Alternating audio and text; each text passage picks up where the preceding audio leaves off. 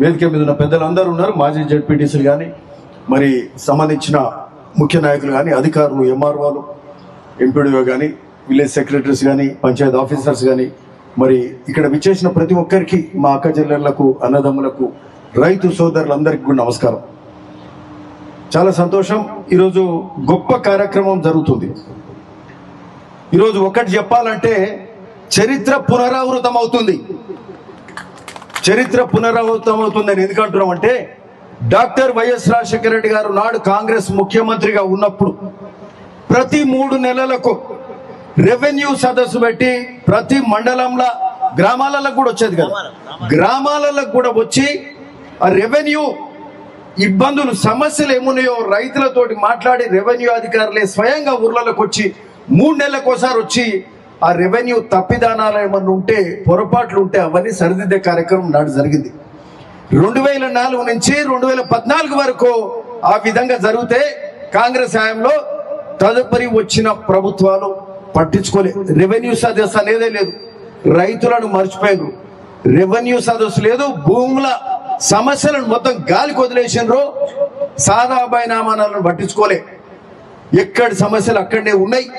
దానికి తోడు 2020లో ఒక కొత్త చట్టం తీసుకొచ్చిండ్రు, దాని పేరే ధరణి చట్టం. ఇక అది తెచ్చినాక ఇక మొత్తం ఎక్కడిదక్కడే అయిపోయింది. అంతకుముందు అనేమైనా కదలికుండానేమో కానీ అది 2020లో ధరణి చట్టం వచ్చినాక ప్రతి సమస్య ఇక దాన్ని అడిగేటోడు లేడు, చేసేటోడు లేడు, వినేటోడు లేడు అన్నట్టు అయిపోయింది. అధికారులు రెవెన్యూ వ్యవస్థ అంటే ఒక పంచాయత్ సెక్రటరీ నుంచి మొదలు పెడితే అంతకుముందు విలేజ్ రెవెన్యూ ఆఫ్ విఆర్ఓ ఉండేది, గ్రామ స్థాయిలో ఉండేది. గ్రామ స్థాయిలో కూడా వాళ్ళకు సంబంధించిన ఇవన్నీ కూడా సరిదిద్దేది. ఎంఆర్ఓ ఉంటాడు, డిప్యూటీ తహసీల్దార్ ఉంటాడు, డిప్యూటీ తహసీల్దార్ ఉంటాడు, ఆర్డీఓ ఉంటాడు, జాయింట్ కలెక్టర్ ఉంటాడు, కలెక్టర్ ఉంటారు. ఈ వ్యవస్థలన్నిటికీ కూడా ఎవరికి అధికారమే లేకుండా విలేజ్ రెవెన్యూ ఆఫీసర్ అయితే మొత్తం తీసేసారు. ఇక ఊర్లలో పని లేదనుకుర్రో ఏందో ఆ రెవెన్యూ ఆఫీసర్ మొత్తమే తీసి పడేసారు. ఎంఆర్ఓలకు అధికారం లేదు, జేసీకి లేదు. ఒక కలెక్టర్ దగ్గర పెడితే కలెక్టర్ కూడా ఆ తంబు పెట్టాలంటే ఆయనకు అనేక అడ్డంకులు, కలెక్టర్లు కూడా చేయలేని పరిస్థితి. అది ఒక సీసీఎల్ఏకే పోయేది. రాష్ట్ర స్థాయి అధికారి ఇన్ని గ్రామాలు, దాదాపు 12,500 గ్రామాలకు సంబంధించిన రెవెన్యూ సమస్యలు అక్కడ ఉసూరు ఎడికెళ్ళి చేస్తాడు. ఈరోజు పేదోడు ఇబ్బంది పడ్డాడు, అసైన్ ల్యాండ్స్ మీద ఇబ్బంది పడ్డారు. ఇవన్నీ కూడా ఈ మరి ధరణి చట్టం ఎందుకు తెచ్చారో అర్థం కాలే. ఈ చట్టం తీసుకొచ్చి ఎక్కడిదక్కడ వ్యవస్థను నిర్వీర్యం చేసి వాళ్ళకు సంబంధించిన భూములను, అంటే ఇది ఎట్లుందంటే అది ఆ సైట్ ఓపెన్ కావాలంటే దానికి సంబంధించిన ఆ సీసీఎల్ఏ కానీ కలెక్టర్ కూడా తక్కువ విస్తృత అధికారం లేకుండా సీసీఎల్ఏకే పోవాలి. అంటే పైన నాటి ప్రభుత్వ పెద్దలు చెప్తేనే ఆ సైట్ ఓపెన్ అయ్యేది.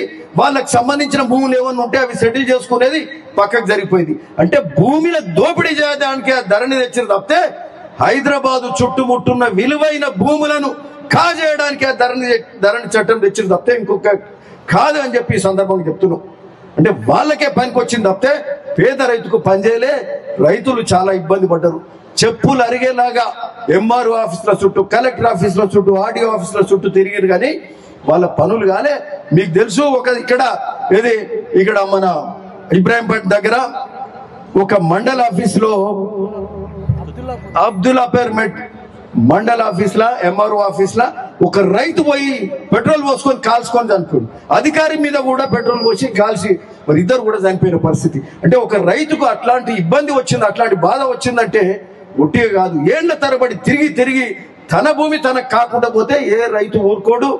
రైతుకు భూమికి ఉన్న అనుబంధం అట్లాంటిది. సో రైతులు అట్లాంటి పరిస్థితులు, అది ఒక ఎగ్జాంపుల్ చెప్తున్నాం. చాలా మంది సూసైడ్లు కూడా చేసుకున్నారు, ఆత్మహత్యలు చేసుకున్నారు. అన్నదమ్ముల మధ్యలో ఇంతకు కలెక్టర్ గారు చెప్పినట్టు అధికారులు చాలా బాగా చెప్పినారు. ఎందుకంటే వాళ్ళకి ప్రతి రూల్ పొజిషన్ తెలుసు. అంటే ఏ విధంగా ఇబ్బందులు పడ్డారు. సాదా బైనామాలు కానీ ఈ రాష్ట్ర వ్యాప్తంగా 10 లక్షల సాదా బైనామాలు పెండింగ్ ఉన్నాయి. సాదా బైనామాలను పట్టించుకోలే, 12 ఏళ్ళు పట్టించుకోలే.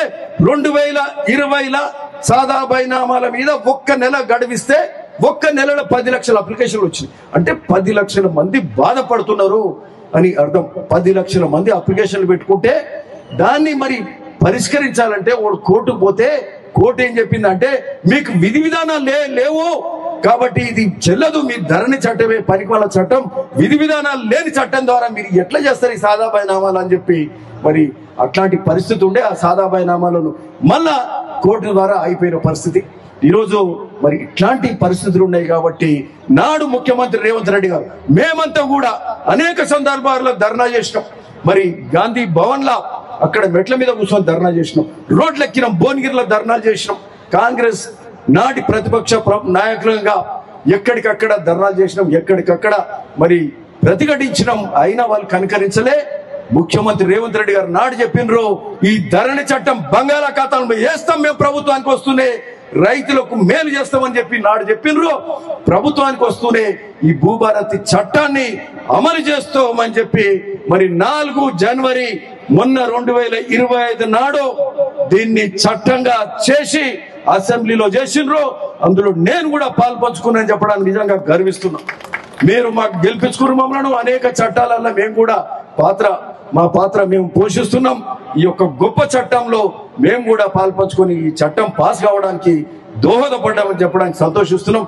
మరి అట్లాంటి ధరణి చట్టం 4 జనవరి నాడు వస్తే మొన్న అంబేద్కర్ జయంతి 14వ తారీఖు నాడు ఆ రోజు దీన్ని మరి రాష్ట్ర వ్యాప్తంగా దీన్ని మొదలు పెట్టాలనే కార్యక్రమం, శ్రీకారం చుట్టే కార్యక్రమం అక్కడ శిల్ప కళావేదికలో రెవెన్యూ అధికారులందరినీ పిలుచుకొని వాళ్ళతో మాట్లాడి ముఖ్యమంత్రి గారు దాన్ని ఆవిష్కరించారు. అంబేద్కర్ జయంతి నాడు ఆ మహనీయుడి మరి జయంతి సందర్భంగా ఈ యొక్క భూభారతి చట్టాన్ని ఆవిష్కరించుకున్నాం. మరి ఎందుకంటే రైతులతోటో ఇంకెక్కడో మీటింగ్ పెట్టలే, అధికారులతోటే. ఎందుకు పెట్టిరంటే ఇది చెయ్యాల్సింది అధికారులు. అది ఎంత పెద్ద చట్టమైనా అధికారులు దానికి సహకరిస్తేనే అవుతుంది. అధికారం అట్లనే బీబీ నగర్ లో కూడా ఒక్కటి చెప్పాలి, బీబీ నగర్ లో కూడా భూ సమస్యలు ఎక్కడ ఉన్నా కూడా అధికారులది మనందరిది బాధ్యత. ఏ పక్కన ఏ మూలల భూ సమస్యల మీద ఇబ్బందులు రావద్దు, ప్లాట్లు కొన్నోళ్ళకి ఇబ్బంది రావద్దు, రైతులకు ఇబ్బంది రావద్దు, ఎవ్వరం కూడా ఎక్కడ ఏలు పెట్టొద్దు. దీన్ని ఉపేక్షించేది లేదని కూడా కలెక్టర్ గారి సమక్షంలో, అధికారుల సమక్షంలో చెప్తున్నాం.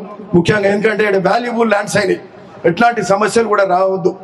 అట్లనే సిఎస్ఆర్ కింద కూడా ఈడ బీబీ నగర్ లో పెట్టిన ఫ్యాక్టరీస్, సిఎస్ఆర్ కింద ఈడ ఫ్యాక్టరీలు పెడతారు, పొల్యూషన్ మన మీద వదులుతారు, ఈడ బతకడానికి ఇబ్బంది పెడతారు. సిఎస్ఆర్ తీసుకుపోయి ఎక్కడో మహబూబ్నగర్ లో పెట్టుకుంటారు, ఇంకెక్కడో పెట్టుకుంటారు.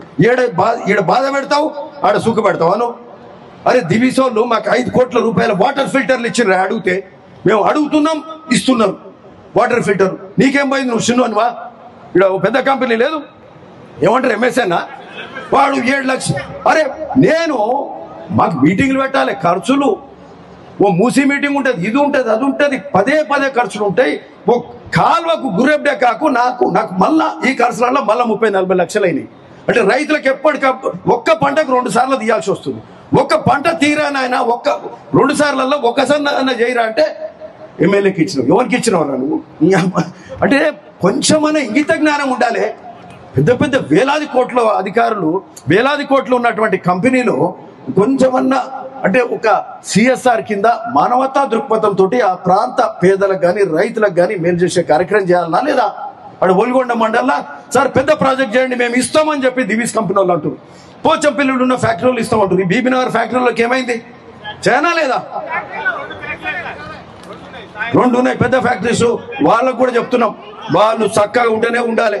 అరే మేము పొల్యూషన్ తెచ్చి మా మీద వదులుతారు, మీరు చేసే ఘనకార్యాలు ఇవి చేయాలా లేదా? మళ్ళీ బదనాలు చేసే కార్యక్రమం.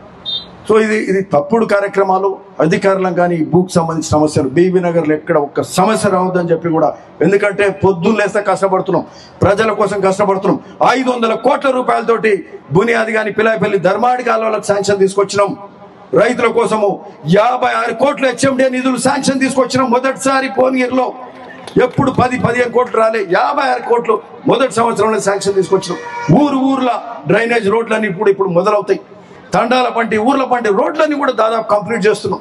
ఎక్కడ ఇంకేమైనా కొన్ని పెండింగ్ ఉంటాయి తప్పితే అన్ని జరుగుతున్నాయి. అనేక కార్యక్రమాలు జరుగుతున్నాయి. ప్రభుత్వం ముఖ్యమంత్రి రేవంత్ రెడ్డి గారు ఈ విధంగా సంక్షేమ కార్యక్రమాలు చేస్తున్నారు. ఇక వాళ్ళు మొత్తుకుంటున్నారు. ఇక రేపంటే పెద్ద మీటింగ్ పెట్టుకున్నారు, వరంగల్ పోతారంటే ఏం చేస్తారు? 1000 ఎకరాలలో మీటింగ్ పెడుతున్నారు. అంటే ఎంత డబ్బులు సంపాదించారో తెలుస్తుంది దాంతో. 1000 ఎకరాల మనం పెట్టాం, ఎప్పుడన్నా 100 ఎకరాల కూడా పెట్టలేము మనం. అంటే అడ్డగోలుగా దోసుకుర్రు. నిన్న పేపర్ చదివిరా, నిన్న ఇవాళ కాళేశ్వరం ప్రాజెక్టు అది కూలిపోయింది అని ఆ రోజు పేపర్లు విన్నాం. కానీ ఈరోజు పూర్తిగా నేషనల్ డ్యామ్ సేఫ్టీ అథారిటీ వాళ్ళు ధృవీకరించారు ఈ ప్రాజెక్టులు కూలిపోయినాయి, పిల్లర్లు కుంగినాయి, కింద పెద్ద పెద్ద బుంగాలు పడ్డాయి, పెద్ద పెద్ద సొరంగాలు పడ్డాయి, ఆ ప్రాజెక్టు ఉండదు, దాన్ని రిపేర్ చేయాలి. ఏం చెప్పారంటే దాని డిజైన్ సరిగ్గా లేదు, ప్రాజెక్ట్ డిజైన్ సరిగ్గా లేదు, దాని ఇంప్లిమెంటేషన్ సరిగ్గా లేదు, దాని తర్వాత మెయింటెనెన్స్ సరిగ్గా లేదు, ఫైల్స్ సరిగ్గా లేవు, పియర్స్ సరిగ్గా లేవు. అంటే అన్ని తప్పుడు తడకలు చేసి 1,00,000 కోట్లు మట్ల వచ్చిండ్రు, గంగల వచ్చిండ్రు, ప్రజల సొమ్ము దోపిడీ చేసి పేదోనికి ఇల్లు ఇవ్వకుండా, పేదోనికి మరి ఏ కార్యక్రమం ఇల్లు ఇవ్వలే, రేషన్ కార్డులు ఇవ్వలే, 1,00,000 కోట్లు మట్ల వచ్చిండ్రు, నీళ్ళ గంగల వచ్చిండ్రు. ఈరోజు అంటే వరంగల్ పోయి మీటింగ్ పెడతారట, అడ్డగోలు ప్రేలాపాలు చేస్తున్నారు, అడ్డగోలుగా మాట్లాడుతున్నారు. ఇప్పుడు భూముల గురించి మాట్లాడతారు, కంచె గచ్చిబౌలి గురించి. కంచె గచ్చిబౌలి 400 ఎకరాలు హైదరాబాద్ లో ఉంది, అది నివాస యోగ్యమైన ప్రాంతం, అన్ని ఐటీ పార్కులు ఉన్నాయి. దాన్ని ఐటీగా డెవలప్ చేస్తే 50,000 మందికి ఉద్యోగాలు వస్తాయి, ఈ ప్రాంతం అభివృద్ధి ఉంటుంది. తెలంగాణ ప్రజలకు, తెలంగాణ ప్రభుత్వానికి రెవెన్యూ వస్తే మనకు కూడా రెవెన్యూ వచ్చినట్టే. వాళ్ళేమో 111 జీవోను దాన్ని రద్దు చేసే కార్యక్రమం చేసి రద్దు కూడా చేసారు. 1,00,000 ఎకరాలు ఏమో రద్దు చేస్తారు, ఏదైతే చేయకూడదో చేస్తారో. మనం చేసేది చేస్తే దాని మీద దొంగ వీడియోలు పెట్టి మనం తప్పు చేసినట్టు అభూత కల్పనలు చేస్తుంటే అంటే ఒక్కోసారి ఏమవుతుందంటే పదే పదే అదే చెప్తే నమ్మకం కలిగించే స్థాయికి తీసుకెళ్తుంది. కాబట్టి ఇది ఎక్కడికక్కడ మనం అందరం కూడా 10 ఏళ్ళు మనల్ని మోసం చేసిన వాళ్ళు ఈరోజు మనం చాలా అప్రమత్తతో ఉండాల్సిన అవసరం ఉంది. కాబట్టి ఎట్లాంటి ఇబ్బంది లేదు, అట్లాంటి మరి ఏది చేసినా ఎట్లాంటి వాటి మీద కూడా మనము సమయస్ఫూర్తితోటి ఉంటూ మరి గొప్ప కార్యక్రమాలన్నీ కూడా జరుగుతూ ఉన్నాయి. ఈరోజు మరి ఇవన్నిటిని కూడా ప్రజలకు తీసుకెళ్లాల్సిన అవసరం ఉందని కూడా ఈ సందర్భంగా చెప్తూ మరి చాలా సంతోషం. వచ్చిన ఇంత పొదువైంది, రైతులు మరి రాలేదంటే వరికోతలు ఉన్నాయి, ఇబ్బందులు ఉన్నాయి, అయినా కూడా ఇంత ఎండపూట ఇంతమంది వచ్చారు. మీ అందరికి కూడా ధన్యవాదాలు చెప్తూ నమస్కారం. Thank you.